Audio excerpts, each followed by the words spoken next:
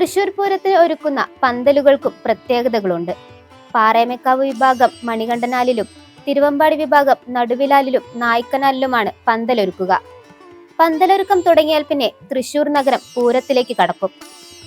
പന്തലൊരുക്കത്തിന് മുന്നോടിയായി പന്തലിന് കാൽ നാട്ടുന്നതും പ്രത്യേക ചടങ്ങാണ്. അപ്പൊ പന്തലിന്റെ ഒരുക്കങ്ങൾ എവിടം വരെ?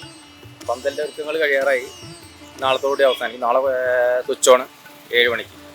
അപ്പൊ ഒരു പന്തല് ഉണ്ടാക്കാനായിട്ട് എത്ര നാൾ വേണ്ടി വരും? 10 ദിവസം. 10 ദിവസം കൊണ്ട് മുഴുവൻ പണി തീർക്കാനായിട്ട് വരും. എത്ര വർഷമായി ചേട്ടൻ ഇപ്പൊ ഇത് തുടങ്ങിയിട്ട്?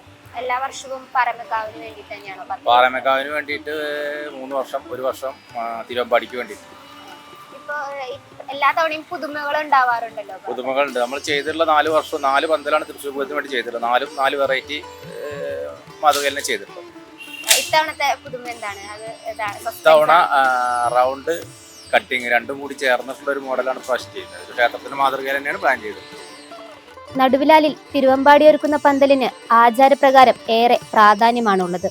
തിരുവമ്പാടി ഭഗവതി മഠത്തിൽ നിന്ന് എഴുന്നള്ളുമ്പോൾ ശ്രീ വടക്കുന്നാഥന്റെ നടക്കൽ മുഖം കാട്ടുന്നത് നടുവിലാലിലെ പന്തലിൽ നിന്നുകൊണ്ടാണ്. ഈ മുഹൂർത്തത്തിൽ പഞ്ചവാദ്യം ഇടത്തീർ കലാശം കൊട്ടും. പന്തല് ഫിനിഷിംഗ് പോയിന്റിലാണ് ഇപ്പോൾ.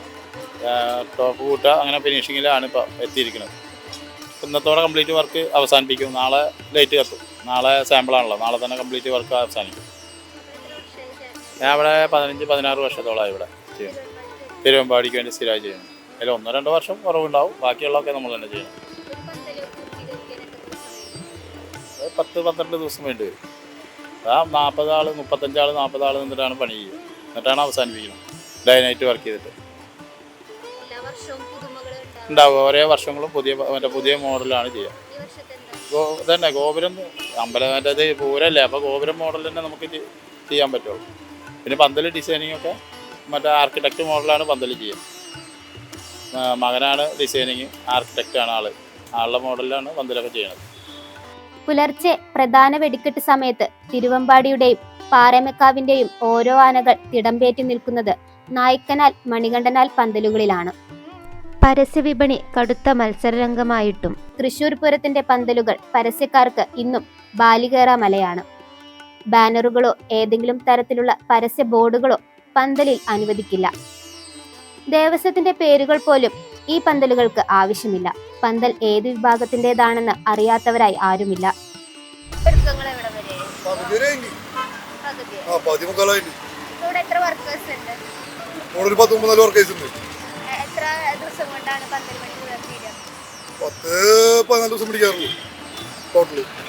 എല്ലാ വർഷവും